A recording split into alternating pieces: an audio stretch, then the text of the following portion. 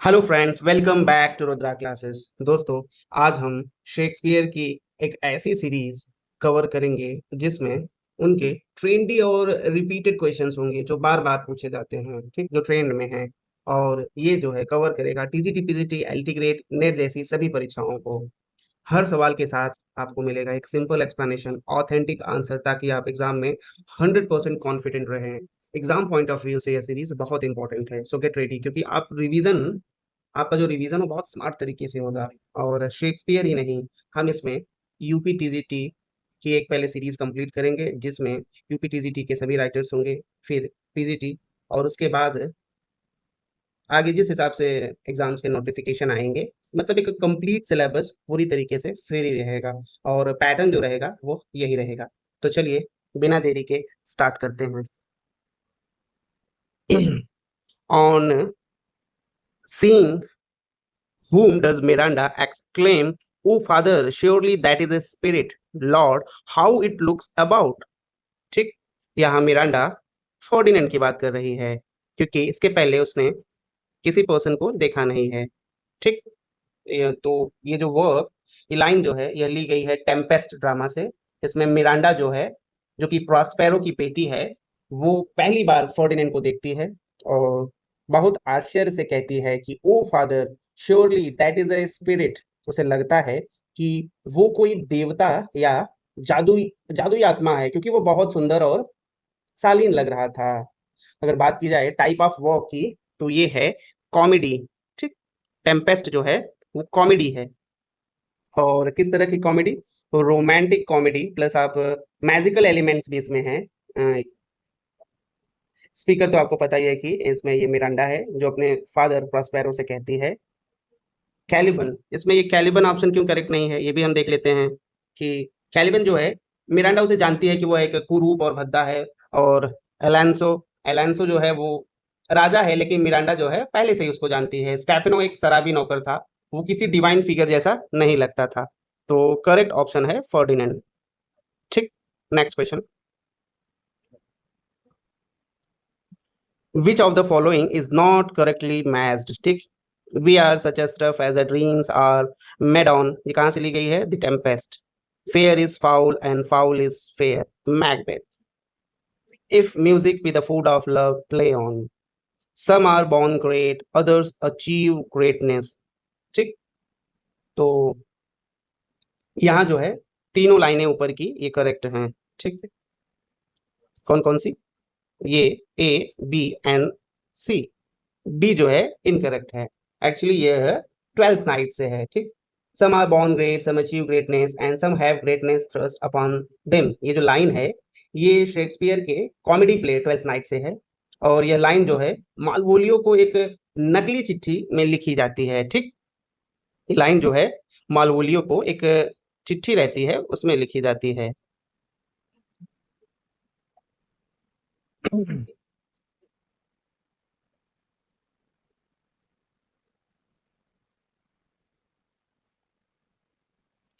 Who is Richard II? Who is Richard II kills Richard when he hears of Henry coronation? ठीक, तो piers एक्सटॉन correct है।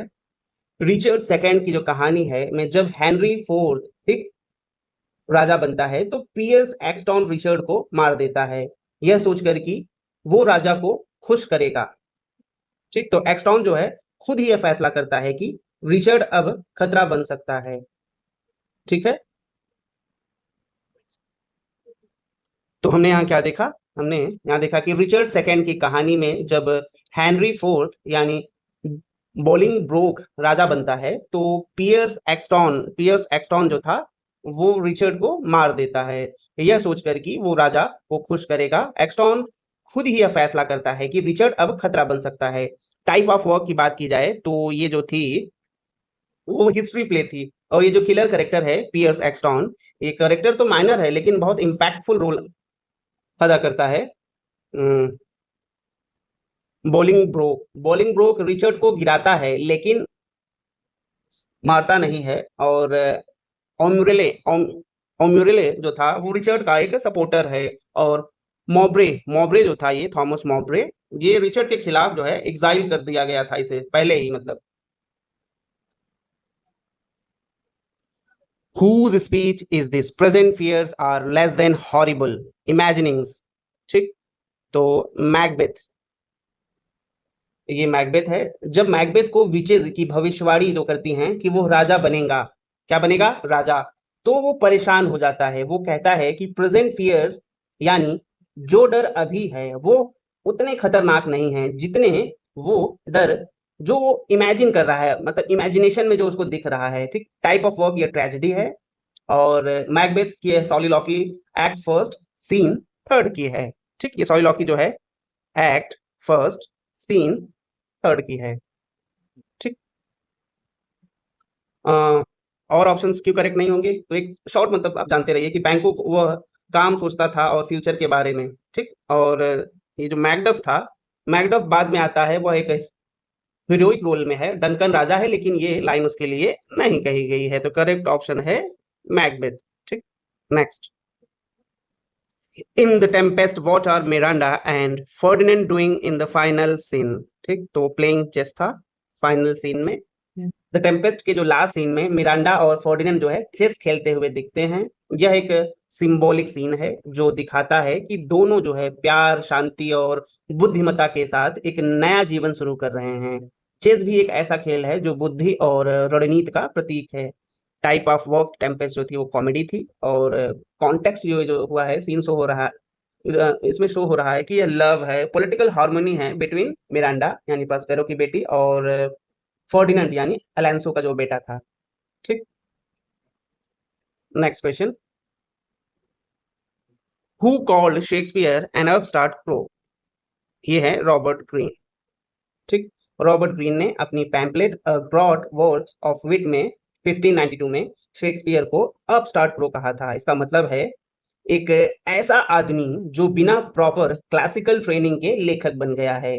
यह London के educated प्लेराइट्स की एक जलन को दिखाता है। ठीक, शेक्सपियर जो थे वो सेल्फ मेड थे, इसलिए उन्होंने ब्यूटीफाइड विद आवर फीदर्स कहकर आलोचना की थी। ठीक, टाइप ऑफ वर्क जो है नॉन ड्रामेटिक लिटरेरी पैम्पलेट था ये, और स्पीकर जो थे वो रॉबर्ट ग्रीन थे, अटैक कर रहे थे शेक्सपियर पर। ठीक, और रॉबर्ट लैफिन जो थे, ये कोई नोन लिंक नहीं है इनका शेक्सपियर से, और एनेट जोलिना ये फिक्शनल और इररिलेवेंट नेम है, मतलब ऐसा कोई नाम था ही नहीं।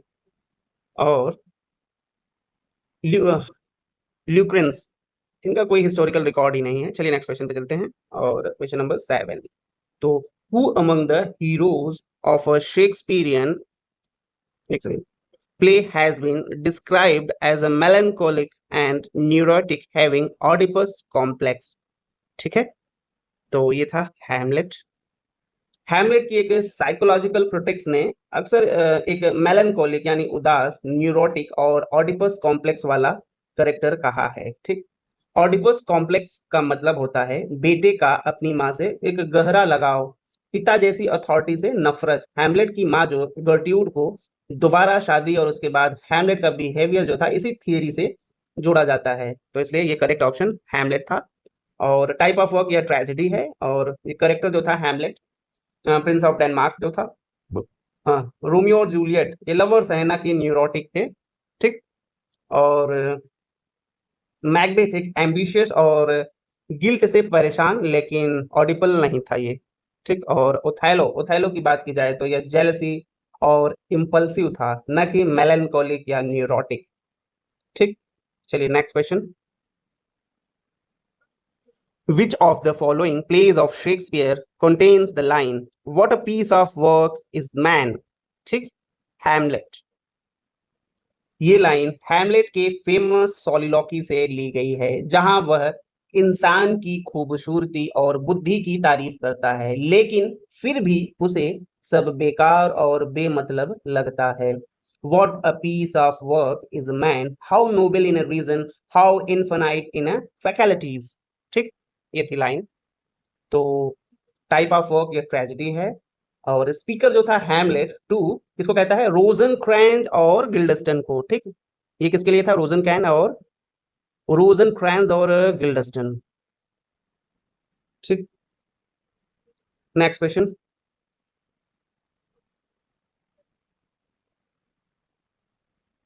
The late plays of Shakespeare and in, इसमें हार्मोनी है, ठीक, क्या है, हार्मोनी। शेक्सपियर के आखिरी प्लेज जैसे द टेम्पेस्ट, सिम्बलाइन और द विंटर्स टेल्स, पेरिकल्स, इन सब का अंत जो थी वह शांति यानी हार्मोनी थी, ठीक। और मिलन और क्षमा थी, एक तरह से फॉरगिवनेस, फॉरगिवनेस और हार्मोनी लास्ट वाले वर्क्स में ये दिखता है, ठीक। इन्हें अक्सर रोमांसेस या लेट रोमांसेस कहा जाता है, ये जो वर्क्स हैं, क्योंकि इनमें दुख के बाद एक हैप्पी एंडिंग होती है, ठीक। Type of work dramatic romances या लेट कॉमेडीज आप कह सकते हैं। और ये जो कॉन्टेक्स्ट था, ये प्ले शेक्सपियर ने अपने कैरियर के अंत में लिखा था, ठीक। उनका जो करियर था उसके एंड में इस तरह के वर्क्स आए थे, वो था 1610 से, नहीं नहीं, एक से आप कह सकते हैं 1608 से और 1613 के बीच, ठीक। और डिसहार्मोनी ये तो एकदम अपोजिट हो जाता है, तो ये रॉन्ग है और ट्रेजेडी हो नहीं सकती, ठीक। बल्कि ये हैप्पी एंडिंग होती है, तो ट्रेजेडी तो हो ही नहीं सकती, ठीक। तो ये जो हार्मोनी है यही करेक्ट था।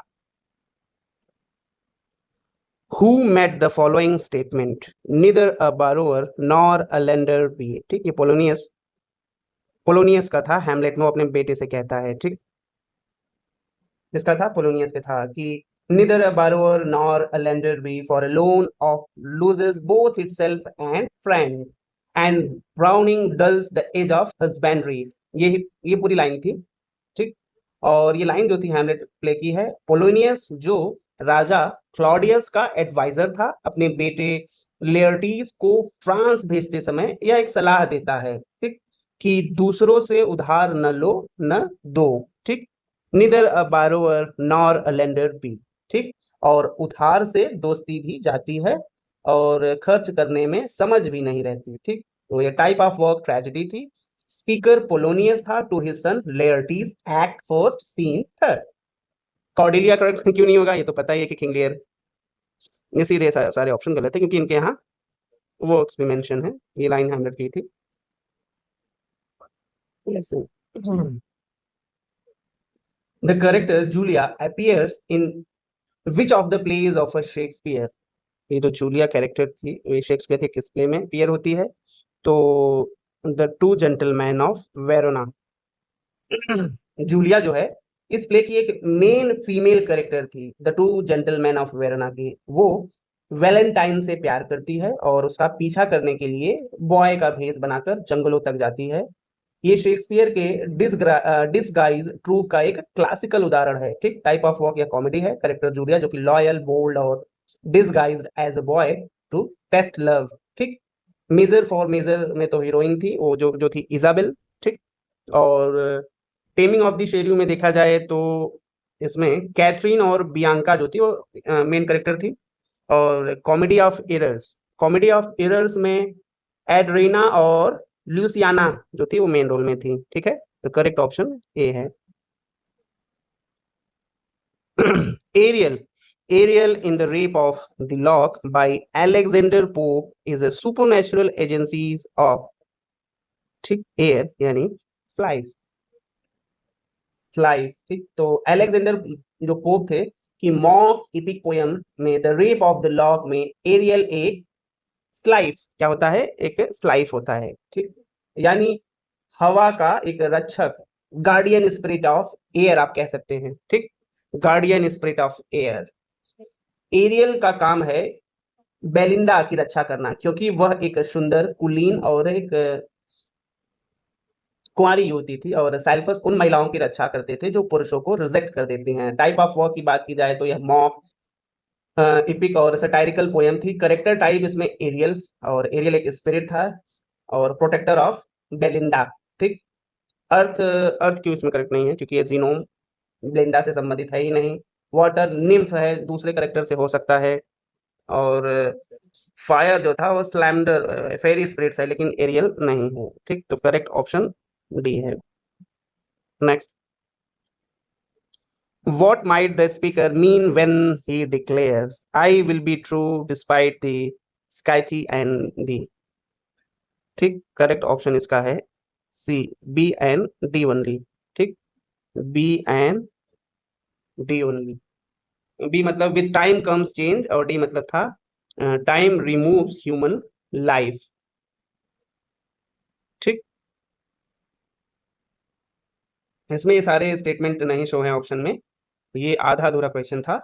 इसमें ए ऑप्शन दिया था, मैं बता दे रहा हूँ कि time preserve human life, B option में था कि विथ टाइम कम्स चेंज, और सी ऑप्शन में time creates opportunity, D option में था टाइम रिमूव्स ह्यूमन लाइफ। तो करेक्ट ऑप्शन था बी एंड डी। बी क्या था, विथ टाइम कम्स चेंज, और डी था टाइम रिमूव्स ह्यूमन लाइफ। ठीक, यह लाइन जो थी वो सोनेट 123 से है। साइकिथी है जो ये डेथ का एक सिंबल है। ठीक, स्पीकर कहता है कि टाइम बदलता है, ठीक, बी में, और ह्यूमन लाइफ को नष्ट करता है, या डी में, लेकिन वो अपने प्यार और अपने स्वभाव के प्रति सच्चा रहता है। यह शेक्सपियरियन सोनेट से लिया गया है। स्पीकर जो था यानी sonnet speaker Shakespeare's poetic voice है इसमें, और ऑप्शंस गलत थे। इसको अपडेट कर देंगे बाद में, पीडीएफ से प्रोवाइड की जाएगी। आप ये सीरीज कंप्लीट होने के बाद टीजीटी की तो पीडीएफ प्रोवाइड किया जाएगा, इसके बीच में नहीं हो सकेगा। What was a poor uric in Hamlet. ठीक, तो ये जेस्टर था, और एक्ट फिफ्थ और सीन फर्स्ट में हैमलेट जो है वह ग्रेव यानी कब्रिस्तान में होता है। एक खोपड़ी उठाता है, वो योरिक की होती है, जो बचपन में उसका कोर्ट जेस्टर था। वह उसे बहुत प्यार करता था और उसके साथ खेला करता था। इस सीन में हैमलेट कहता है कि alas poor Yorick I knew him, Horatio. ठीक, और ये सीन जो था हैमलेट के एक्ट फिफ्थ और सीन फर्स्ट में था। टाइप ऑफ वर्क या ट्रेजेडी है। Hamlet on a death memory में था। ठीक, next. Who is the author of the essay Lear, Tolstoy and the Fool? George Orwell.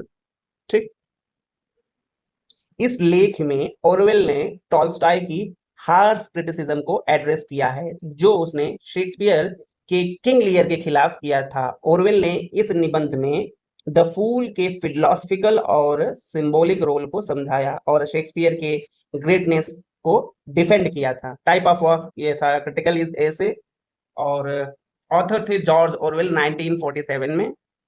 Aldous Huxley की बात की जाए, एल्डस हक्सली तो ये फेमस नॉवेलिस्ट थे, लेकिन इस निबंध से वो नहीं जुड़े थे। वुल्फ एक मॉडर्निस्ट नॉवेल थे, ठीक, कौन, वर्जीनिया वुल्फ एक मॉडर्निस्ट नॉवेलिस्ट थी, लेकिन यह निबंध उनका नहीं है। और मॉगम, सोमरस मॉगम की बात की जाए तो ये फिक्शन और ड्रामा में फेमस है, पर यह लेख उनका नहीं था।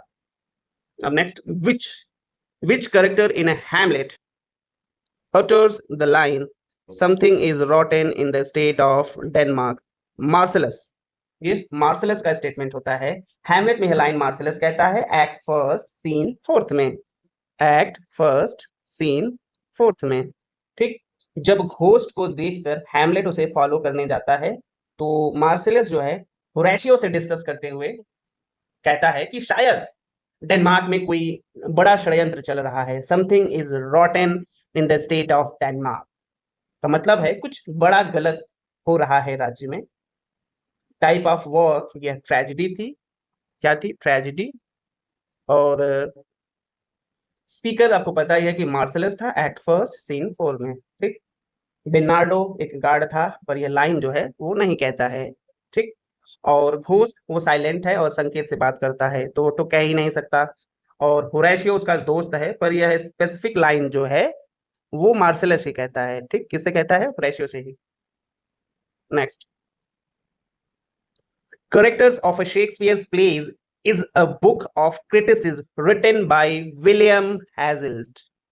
ठीक, तो विलियम हैजिल्ट ने 1817 में लिखा था characters of a Shakespeare's plays. ठीक, characters of a Shakespeare's plays कब लिखा था, 1817 में, जिसमें उन्होंने शेक्सपियर के करेक्टर्स को गहराई से एनालाइज किया, जैसे हैमलेट हो गया, ओथेलो हो गया, किंग लियर आदि। उन्होंने यह भी कहा कि शेक्सपियर सिर्फ चाइल्ड ऑफ नेचर नहीं, बल्कि बहुत ही आर्टिस्टिक और साइकोलॉजिकल डीप लेखक थे। ठीक, और टाइप ऑफ वर्क या लिटरेरी क्रिटिसिज्म है, और ऑथर जो थे वो विलियम हैजिल्ट एक रोमांटिक क्रिटिक और एसिस्ट थे। लैम, ये जो चार्ल्स लैम थे, उसने तो लिखा था पर इस टाइटल से नहीं लिखा था चार्ल्स लैम ने। और कॉलरिज की बात की जाए तो लेक्चर दिए थे, पर इस स्पेसिफिक किताब ये इन्होंने नहीं दिया था। और डिक्वेंसी अलग विषय पर लिखते थे। ठीक, उनका तो विषय ही एकदम अलग था। तो correct option William हैजिल्ट।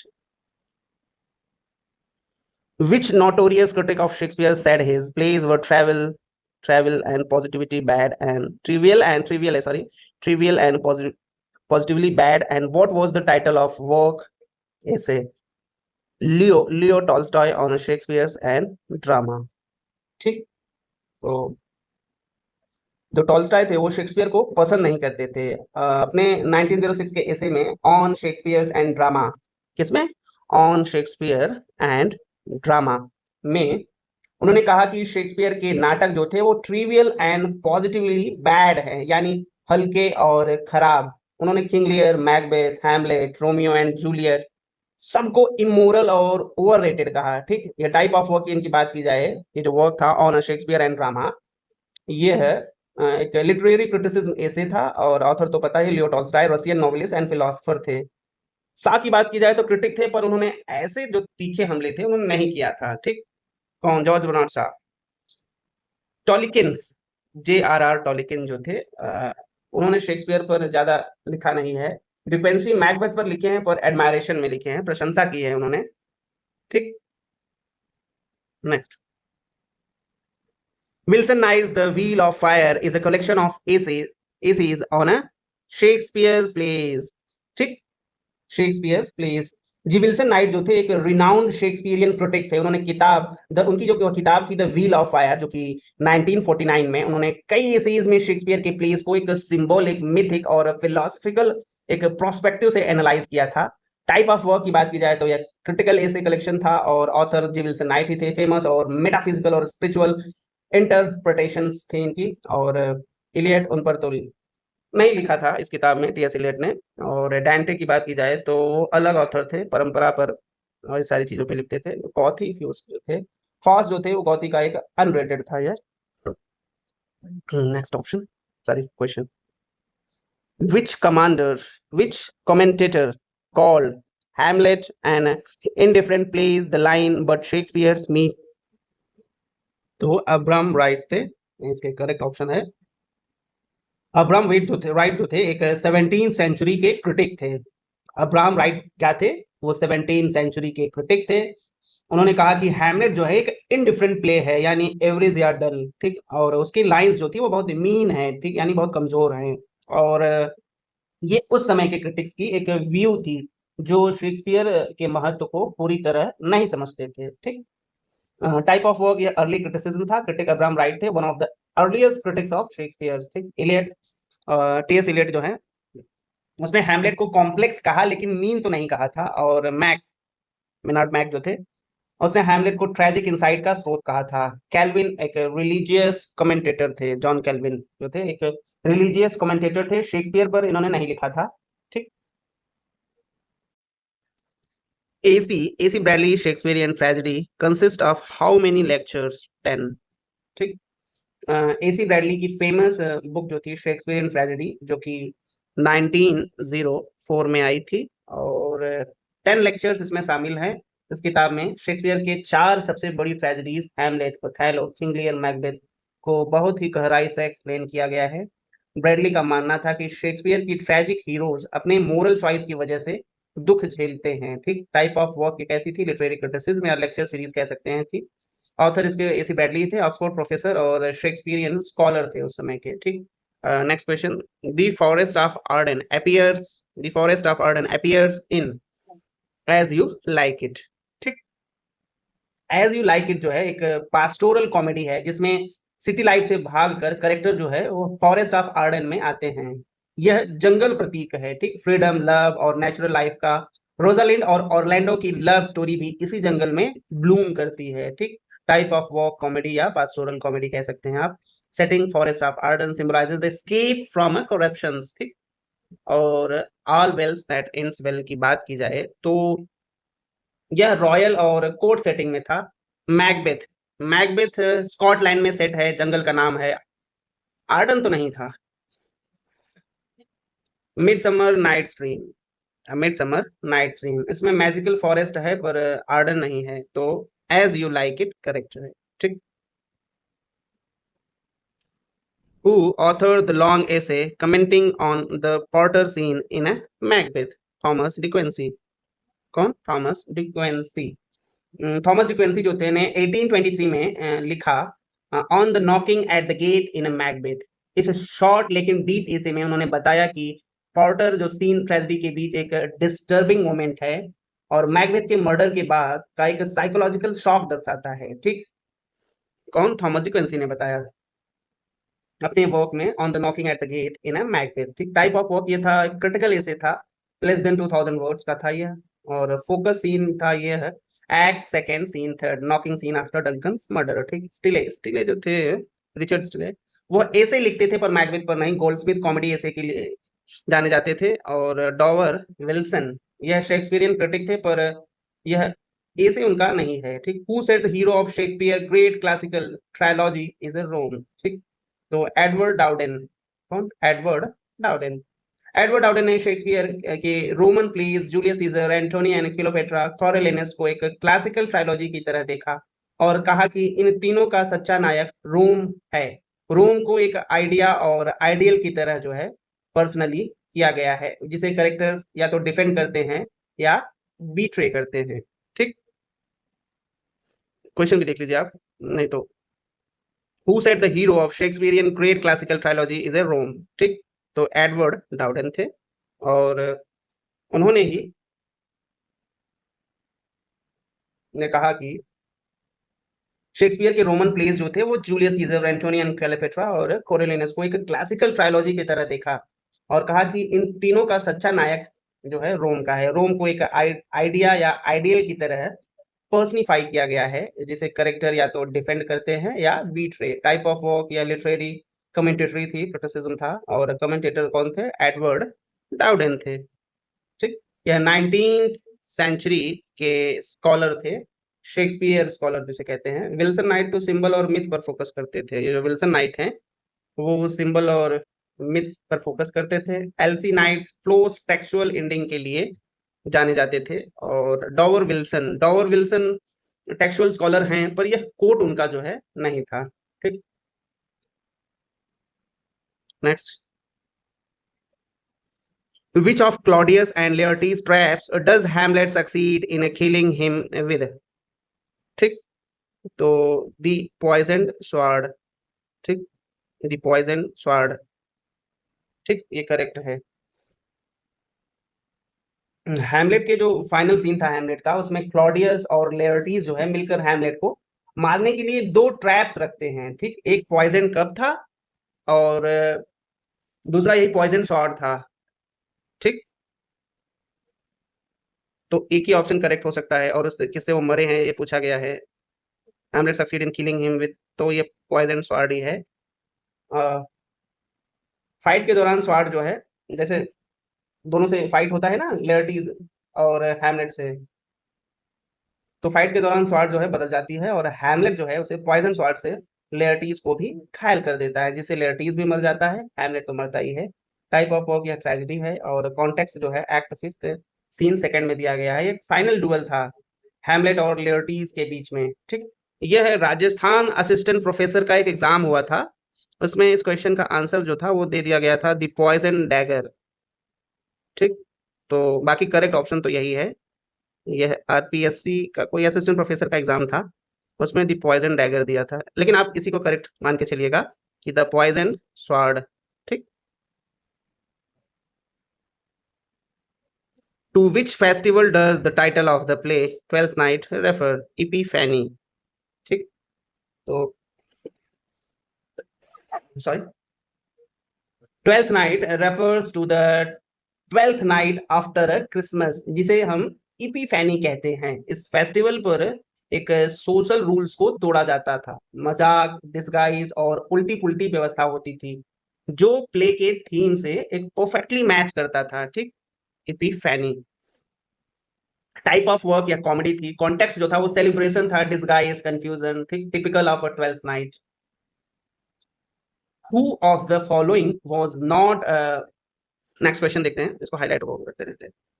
Who of the following was not predecessor of William Shakespeare? तो शेक्सपियर से पहले के ड्रामेटिस्ट को कहते हैं इन्वेस्टिगेट्स, जिसमें Christopher Marlowe, Robert Greene, Thomas Kyd, John Lyly, George Peele, और बेन जॉनसन भी थे, हालांकि वो थोड़ा ओवरलैप है, फिर भी वे सीनियर माने जाते थे।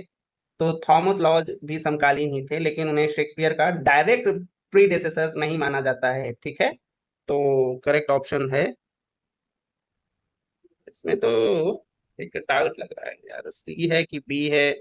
थॉमस लॉज ही रहेगा।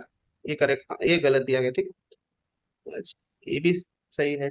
अच्छा, आप दे गूगल कर लीजिएगा, बाकी मैं आपको बता दे रहा हूँ कि ऑप्शन जो है ए बी डी तो नहीं लग रहा है, ये इसका सी ही होगा। हाँ, गूगल करके आप देख लीजिएगा, थॉमस लॉज ही होगा ये।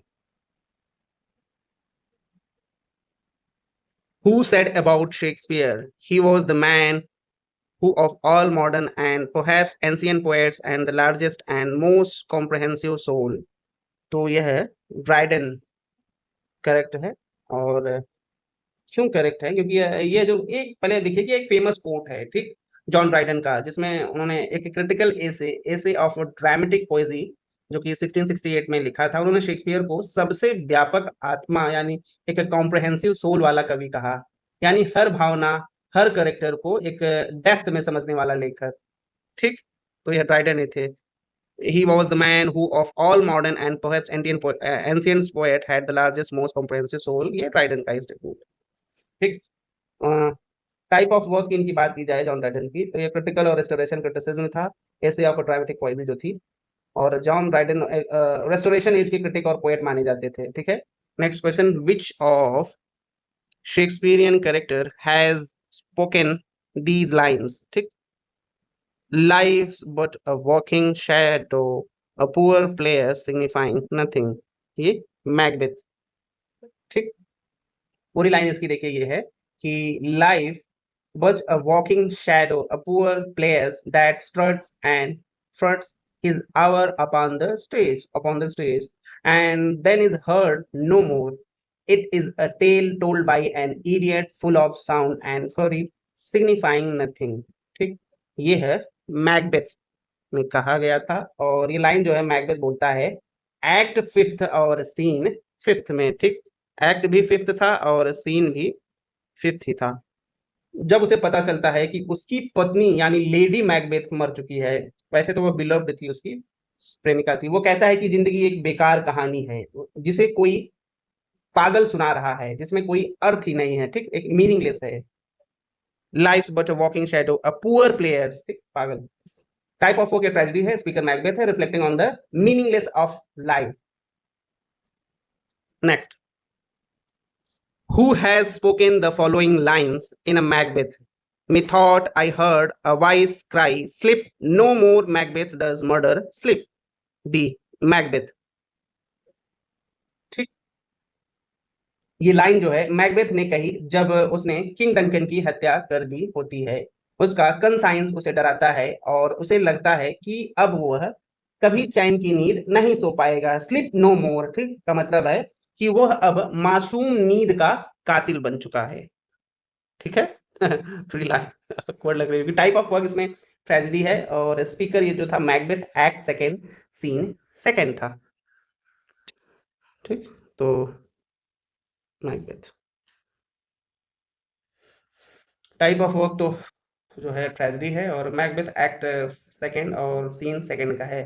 ठीक, methought I heard a voice cry, sleep no more, Macbeth does murder, sleep innocent sleep. ठीक, तो ये लाइन मैकबेथ ने कही जब उसने किंग डंकन की हत्या कर दी होती है।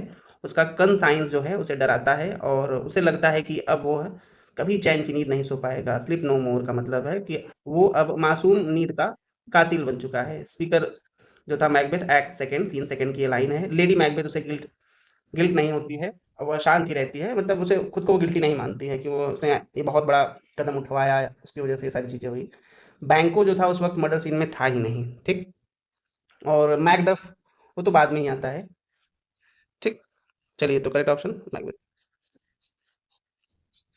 विच of the following works by William Shakespeare is a pastoral romance? तो एज यू लाइक इट। ठीक, एज यू लाइक इट को एक पास्टोरल रोमांस जो है कहा जाता है, क्योंकि यह फॉरेस्ट ऑफ आर्डन में सेट है, जहाँ करेक्टर्स कोर्ट से भगाकर जो करेक्टर्स थे वो कोर्ट से भागकर नेचर के बीच जाते हैं।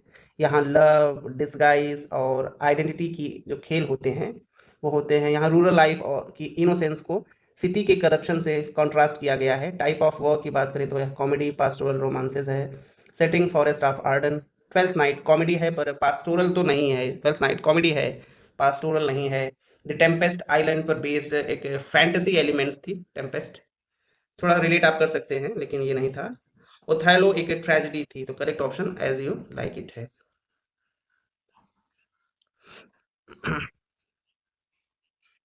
इन which of the following plays has Shakespeare depicted middle class provincial life? ठीक, फिर से देखते हैं question. In which of the following plays has Shakespeare depicted middle class provincial life? The Mary wives of विंसडर।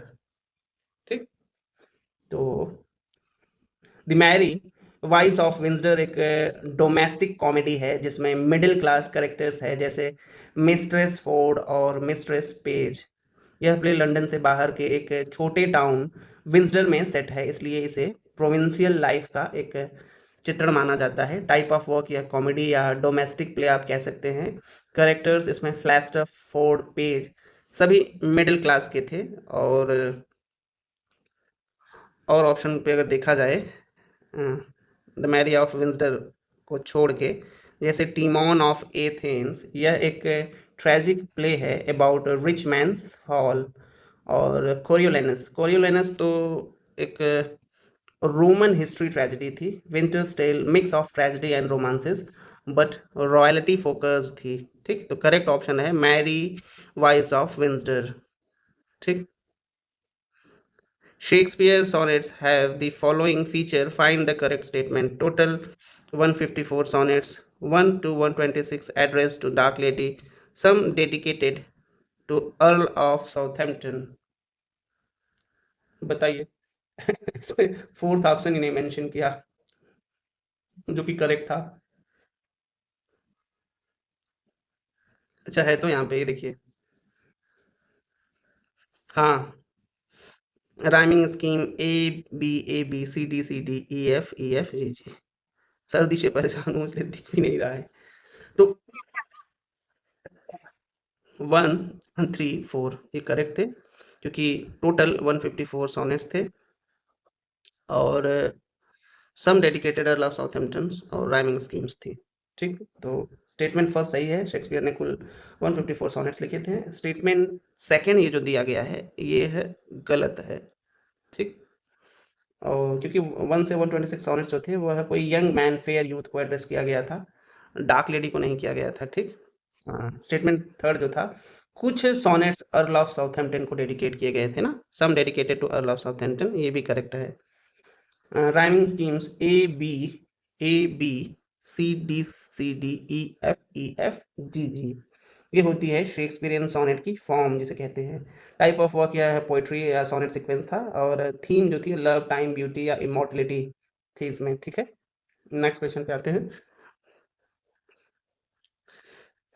Which of the following works of Shakespeare is written in a six-line stanza and shows signs of immaturity? ठीक, Venus and Adonis थी। क्या थी? Venus and Adonis. ठीक, Venus and Adonis 1593 में Shakespeare की एक पहली narrative poem थी। यह 6 लाइन स्टेंजा में थी, जिसे हम सेस्टा राइमा कहते हैं। और इस पोएम में शेक्सपियर की राइटिंग जो थी में एक इमेच्योरिटी दिखती है, मतलब एक्सपीरियंस भी कम था। 1593 की अर्ली स्टेज की यह पोएम थी। ठीक, तो वह जो अनुभव था, कम अनुभव, यह दिखता है उनके वर्क्स में। और बहुत सारे क्लासिकल रेफरेंसेस और ओवरलेप से, डेकोरेटिव लैंग्वेज से वो बनी थी। ठीक, टाइप ऑफ वर्क है यह नरेटिव पोएम है। पोएटिक फॉर्म सेस्टेट है, ABCC राइमिंग स्कीम होती है। और पब्लिश तो ये 1593 में हुआ था। ठीक, द पैसिनेट पिलग्रिम की बात की जाए तो ये लिरिकल पोएम ऑफ कलेक्शन है। द रेप ऑफ ल्यूक्रेस या राइम रॉयल में लिखी गई थी, और 7 लाइन स्टेंजा। ठीक, तो यही सी ऑप्शन करेक्ट था।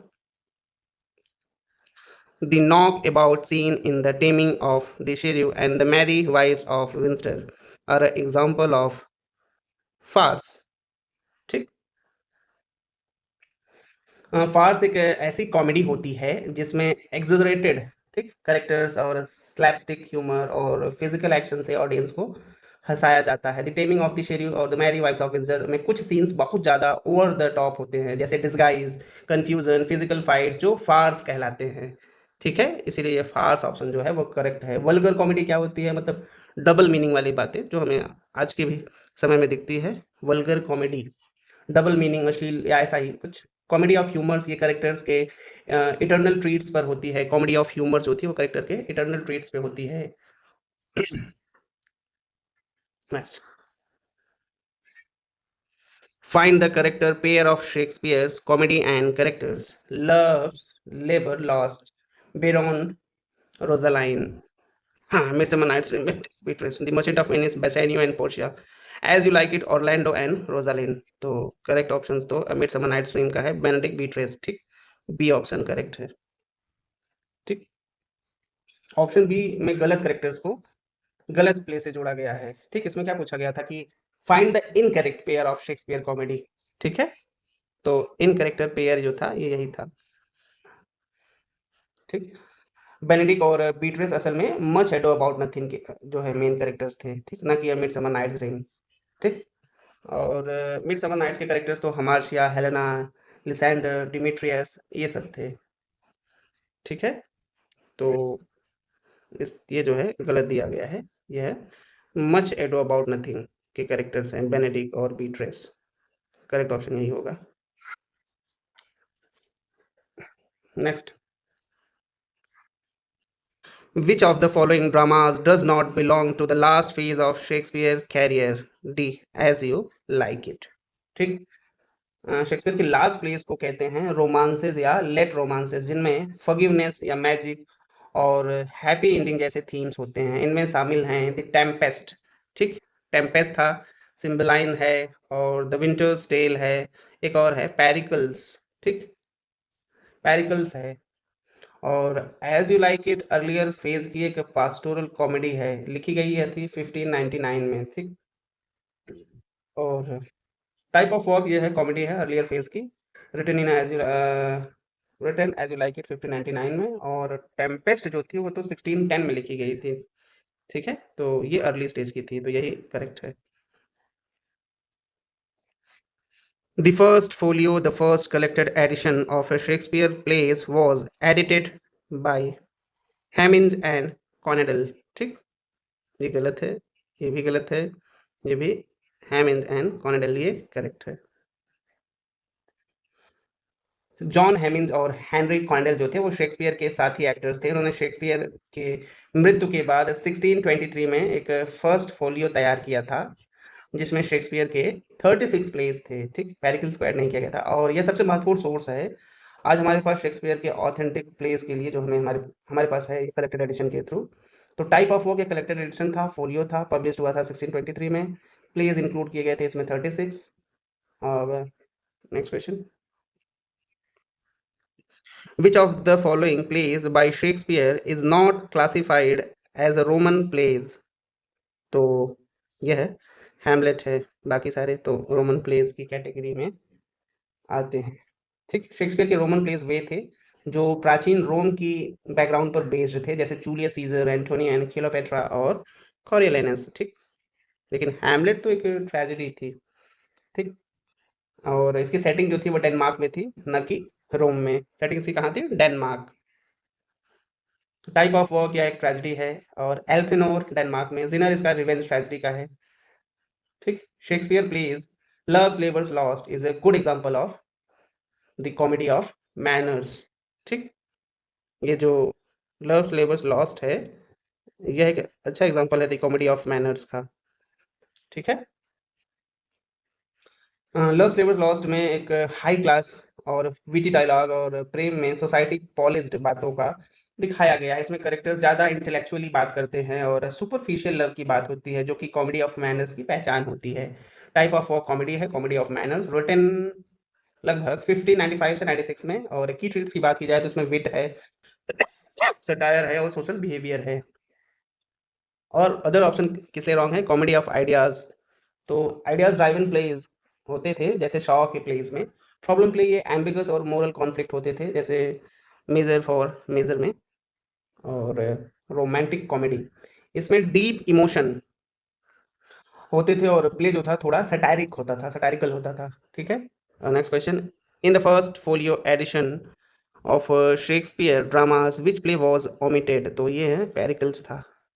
ठीक है, फर्स्ट फोलियो 1623 में शेक्सपियर की प्लेज का पहला संग्रह था। इसमें 36 प्ले शामिल थे, लेकिन पेरिकल्स को इसमें शामिल नहीं किया गया था, शायद इसलिए क्योंकि स्कॉलर्स को शक था कि यह पूरी तरह शेक्सपियर की नहीं है।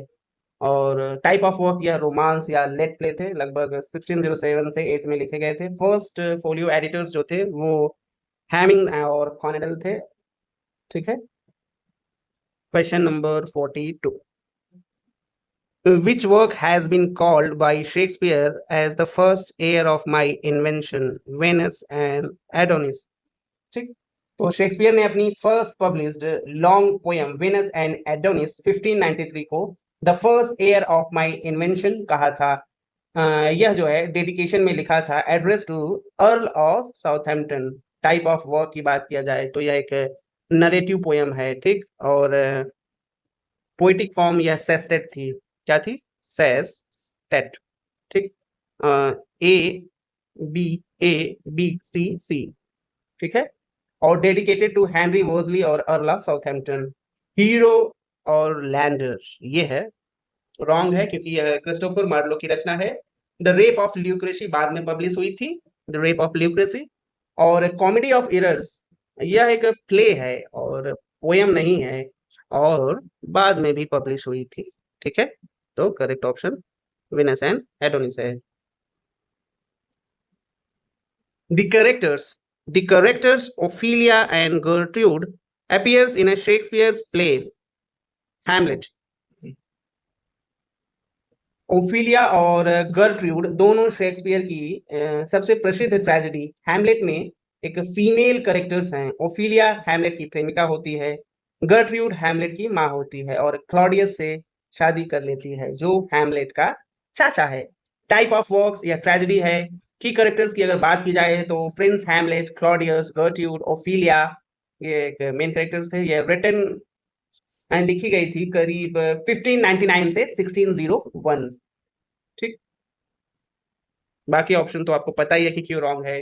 किंग लियर इसमें डॉटर्स गॉनरेल, रेगन और कॉर्डेलिया होती हैं। इस और ओथेलो मैकबेथ, ओथेलो इसमें डेस्डेमोना होती है, मैकबेथ इसमें लेडी मैकबेथ होती है। ठीक है, तो next, which of the following plays does not belong to the last phase of Shakespeare's career? No shadow about nothing। ठीक, बाकी सारे थे लास्ट फेज के ही, लगभग लास्ट फेज के ही थे।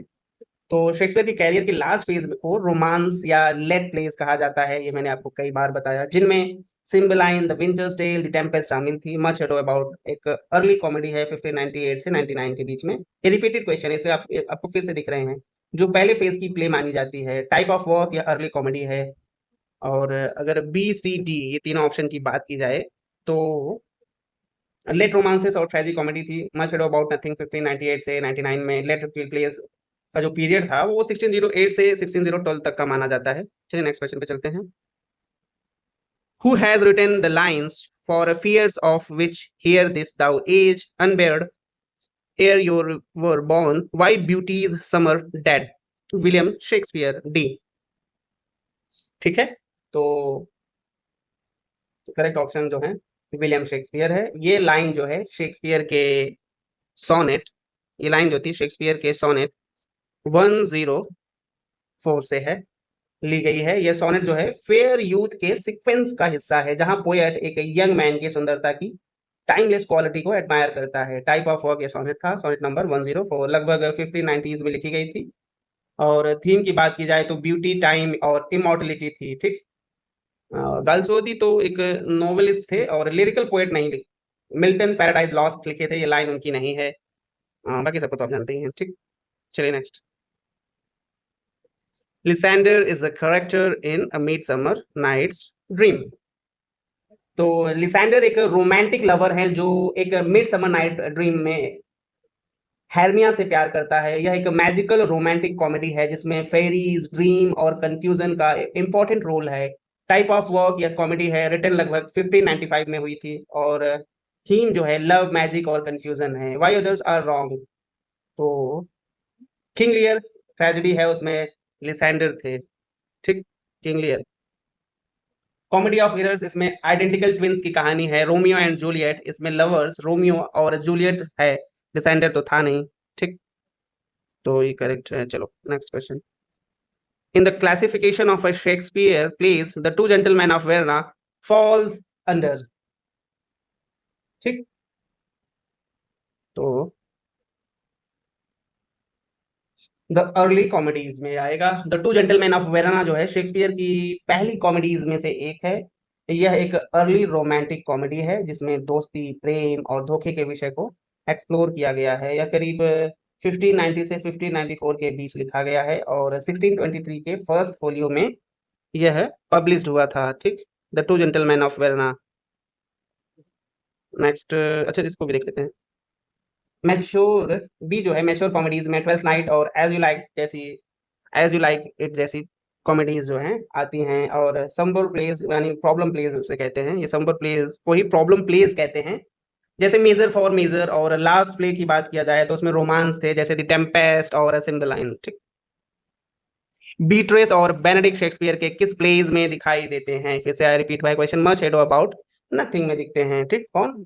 बीट्रेस और बेनेडिक्ट जो थे कि विटी बैंटर और love hate relationship much ado about Nothing के मेन हाईलाइट है। यह एक रोमांटिक कॉमेडी है जिसमें गलतफहमी, हास्य और नाटकीय साजिश होती है, ठीक। टाइप ऑफ वर्क या कॉमेडी है, रिटन इन 1598 से 99 में, included in a first folio 1623। Speaker context की बात की जाए तो बीट्रेस जो और बेनेडिक्ट को नोक झोंक जो है ऑडियंस बहुत पसंद करती है उनकी, ठीक। लव लेबर्स लॉस्ट, ये जो ऑप्शन दिया है इसमें बायरन और रोजालाइन होती है। कॉमेडी ऑफ एरर्स में दो जुड़वा भाई होते हैं। इसमें एक मूवी बॉलीवुड में दो कई मूवियां बनी हैं इसी पर बेस्ड है, कॉमेडी ऑफ एरर्स पे। एज यू लाइक इट, इसमें रोजालिंड और ऑरलैंडो होते हैं, ठीक। तो करेक्ट ऑप्शन क्या था? Much ado about nothing.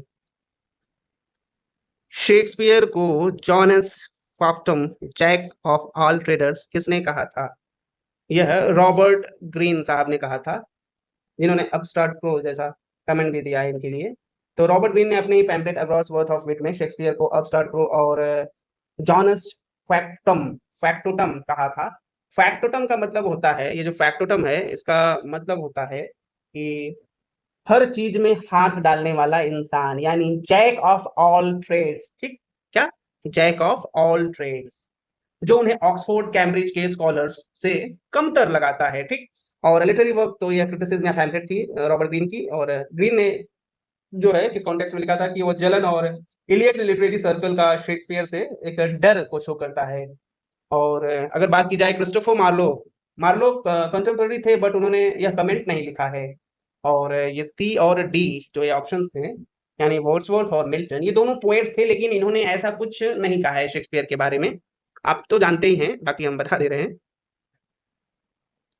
चलिए आज 50 तक ही रखते हैं। किस लेखक ने लिखा to wit to woo a merry note while a greasy Joan doth keel the pot, ठीक। William Shakespeare. तो ये लाइन जो है शेक्सपियर के पोएम्स विंटर्स से ली गई है, जो प्ले जो है लव फ्लेवर्स लॉस्ट के एंड में आती है। यह एक सॉन्ग ऑफ द सीजन्स है जिसमें ग्रीसी जॉन नाम की एक महिला खाना बना रही होती है और बैकग्राउंड में एक उल्लू की आवाज आती है, टू विट टू वू, ठीक। क्या? टू विट टू वू, ठीक। तो टाइप ऑफ वर्क यह सॉन्ग फॉर्म है कॉमेडी का और फ्रॉम लव फ्लेवर्स लॉस्ट से लिया गया है। शेक्सपियर स्पीकर इसके और किस कॉन्टेक्स्ट में कहा गया था? तो narrator as a song celebrating the harshness of winter, ठीक है। तो और ऑप्शन देखा जाए जैसे जॉन गाल्सवर्दी, जॉन मिल्टन और ये जो वर्ड्सवर्थ थे, तो गाल्सवर्दी तो नॉवेलिस्ट थे, मिल्टन एक क्लासिकल एपिक राइटर थे और वर्ड्सवर्थ रोमांटिक पोएट्री के लिए जाने जाते थे। तो ठीक है फ्रेंड्स, मिलते हैं नेक्स्ट सेशन में। तब तक के लिए कंसिस्टेंसी मेंटेन करते रहिए और एग्जाम्स आज नहीं कल तो होगा ही। Thank you friends.